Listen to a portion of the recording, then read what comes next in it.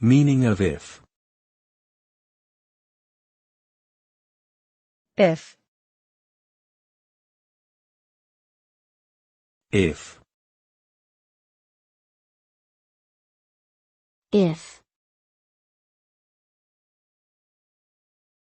If. If is a conditional word that introduces a hypothetical situation in which an action or event may occur based on certain circumstances. It is used to express a condition that must be met before an outcome can be achieved. The nature of the condition determines the likelihood of the outcome. In general, the statement following if expresses a potential result, while the statement following then or the main clause states the consequence. If is a fundamental tool in logic and programming, as well as in everyday communication when discussing possibilities and contingencies.